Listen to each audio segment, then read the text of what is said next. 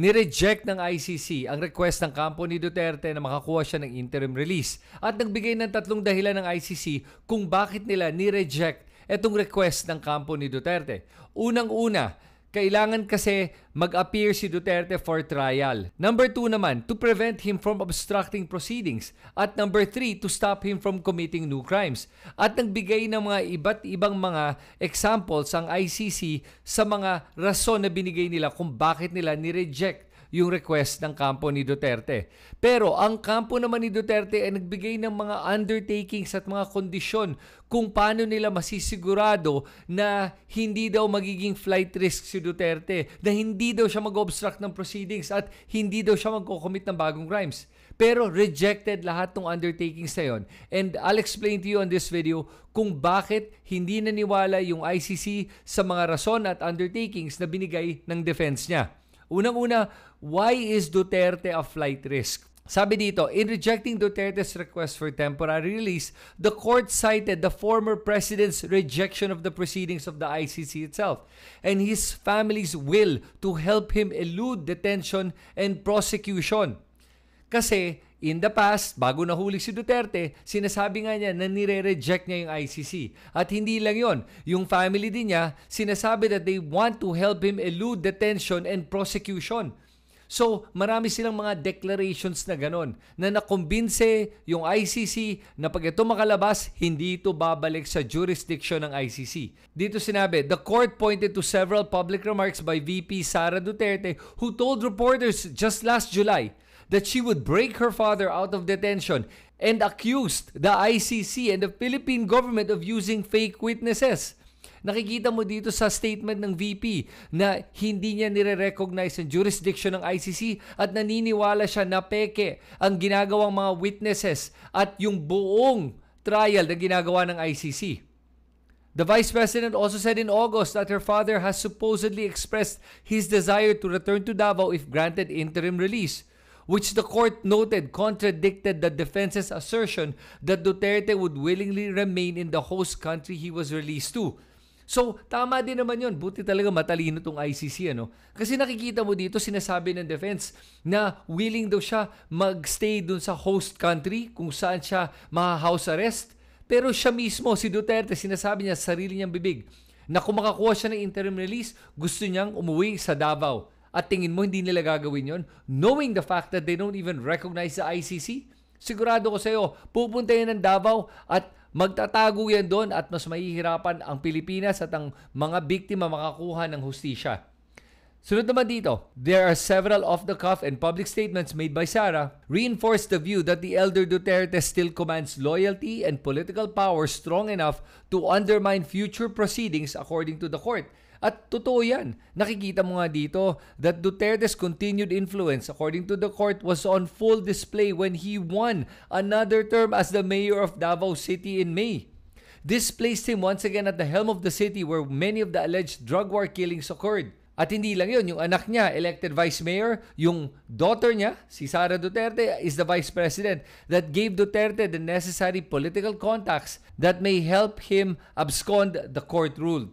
At dito nakikita nga natin na ganun kalakas yung impluwensya pa ni Duterte, hindi lang sa Davao City, pati na rin sa buong Pilipinas. Yung show of support na ginagawa ng mga DDS at yung mga pagrarally ay hindi nakatulong kay Duterte. Pati na rin yung resolution na ginawa ng mga 15 senators na gusto nilang mabigyan ng house arrest si Duterte ay nagpapatunay na maimpluwensya pa si Duterte dito sa ating bansa. At yan ang isang rason kung bakit tingin ng ICC, flight risk pa rin si Duterte. Pangalawa naman, risk to witnesses and ongoing obstruction. Dito sabi ng korte that they found the second ground for detention preventing obstruction of proceedings was clearly met. Bakit?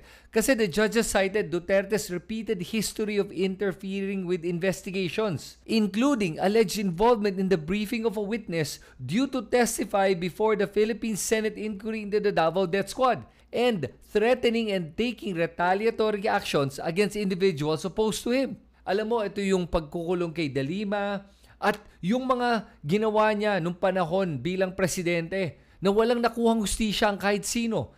Maraming nangyaring korupsyon, wala ni isang nakulong for corruption. Lumala ang krimen sa buong Pilipinas sa panahon ni Duterte. Kaya sabi dito, releasing Duterte would provide him with greater access to his associates and family who are actively attempting to interfere with the proceedings against him, the judges wrote. Tapos sabi nila dito, the court said there is a risk that Mr. Duterte would pose a threat to witnesses either directly or indirectly through his supporters. Ngayon pa lang nga yung mga DDS trolls na yan on the attack mode lahat ng kukontra sa kanya, lahat ng they deemed as anti-Duterte ay binabanatan nila ngayon. Kaya dito talaga nakikita mo that Duterte is still a clear and present danger to our country and to the victims. Tapos ito naman, critically, with his son Duterte now serving as Davao City Mayor, is one of the locations where the alleged crimes against humanity occurred. The court said that the risk of witness intimidation exists, even if Duterte would be released to a location that falls outside of the geographic scope of the alleged crimes. Pangatlo naman, risk of continuing crimes. Alam mo, Duterte's election as Davao City Mayor in May concerned the court because the charges against him included crimes allegedly committed during his previous terms as Davao Mayor. Should he return to Davao City, Mr. Duterte would be placed in the very position that allowed him to commit the crimes for which his arrest and surrender to the court was initially sought. Kaya nga siya dinedetain para hindi na nga siya makagawa ng krimen. Pag bumalik siya bilang mayor kung saan mismo doon siya inakusa ng mga crimes against humanity, edi mauulit niya yung pagpapatay niya ng tao. Sinabi ka ng korte dito, they cited the prosecutor's evidence na sinabi ni Duterte that he pledged to double the killings during his 2024 campaign if he wins as mayor again. Dadami pa daw ang mamamatay. Dodoblehin pa niya. Grabe, ito ang isang tao na walang remorse, walang pinagsisisihan, at ang hilig pumatay, walang kinatatakutan. Grabe, yan ang gusto ng mga supporters ni Duterte na makapatay pa siya ng tao ulit. The judges said that this risk continues even if Duterte would be released to a location that falls outside of the geographic scope of the alleged crimes, given his son's position of power in Davao. Hindi lang son, by the way, sons. Yung dalawang anak niya at yung grandson din niya.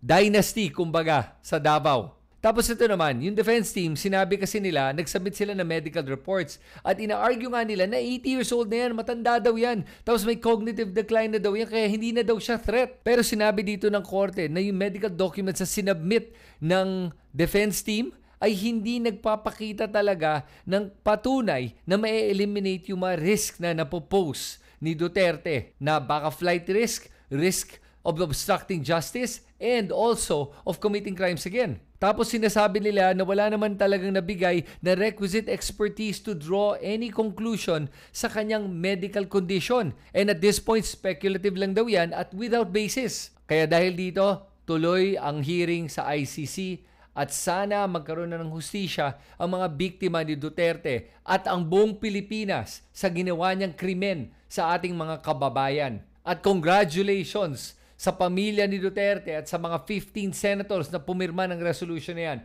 At lahat po yan ay nakatulong para lalong hindi makakatakas si Duterte sa hawak ng ICC. At dahil dito, Congressman Pulong Duterte wrote on his social media, "This decision is a gross and disgraceful miscarriage of justice. It is not law, it is a political theater. My father, an 80-year-old man who is no longer in power, has been in fact a subject of political persecution in his own country since he stepped down. He is definitely not a flight risk. He does not need it. He is much loved in his own country that he would have wanted nothing more but to stay there for as long as his creator permits him. To all the kidnappers of my father, I will make sure that you will pay for this crime that you have committed. To the CIA who connived in this criminal act, my father's kidnapping will not silence him. As a matter of fact, you might have just helped in making him a martyr. The anger of his people and his baseless imprisonment might just worsen just as their love for him will grow bigger. We'll appeal, we'll fight this by the book, and by the grace of the Almighty, my father will go home to his beloved Philippines." So nakikita mo dito kay Pulong Duterte na hindi talaga nila nire-respeto ang ICC. Kiniklaim nga nila na itong mga kidnappers, they will pay for the crime. I wonder kung anong payment ang hinihingi ng mga Duterte na mga mamamatay tao, ha? Ano ba yan? Are you threatening to kill the very people that you claim to have kidnapped your father? What are you saying na they will pay? How are they going to pay? Based on history at your penchant for violence? Anong klaseng payment ang sinasabi mo dito? Sana talaga hindi violence ang iniisip mo o pagpapatay na naman. Tapos CIA daw connived? Saan nila nakuha yung impormasyon na yan? My God! Pati CIA dinamay. Lahat na lang dinadamay. Nagugulat nga ako hindi nila dinadamay pati ang Diyos eh. Tapos dito sinasabi nila that the kidnapping o yung pagdala sa ICC will not silence him. Yun na nga eh. Yun ang punto ng ICC. Ikaw na pulong, kino-confirm mo ang sinasabi ng ICC na it will not silence him. Tapos dito sinasabi mo na baseless imprisonment. Excuse me, hindi po baseless yan. Yan po yung batas, due process. Nakakulong po siya kasi po he is facing trial for crimes against humanity. Hindi po baseless yan, may basihan po yan. Kaya nagtataka talaga akong kung sino tinutukoy na itong si Pulong Duterte when he says, by the grace of the Almighty. Sinong Almighty ba yan? The Almighty Devil? Because at this point, hindi Diyos yung dinadasalan nyo eh. Sinumpangan nyo yung Diyos eh. At sa ngayon, mukhang at least makakapahinga ng konti yung mga biktima ni Duterte at sana talaga ito na yung patuloy na makakuha sila ng tunay na hustisya na matagal na nilang hinahanap at ipakita ng ICC sa buong mundo at sa Pilipinas kung ano ba talaga ang tunay na hustisya na wala sa Pilipinas. Kayo, ano tingin nyo? Agree ba kayo o disagree na hindi na pagbigyan yung request for interim release kay Duterte? Sulat lang nyo lahat yan sa comment section sa ibaba. At pag nagugustuhan mo yung mga ganitong classic videos, please subscribe to this YouTube channel at i-click nyo yung notification bell na yan para ma-notify ka sa aking susunod na video. Salamat sa inyo lahat. Ito si Kristan. Magkita tayo muli sa aking susunod na video.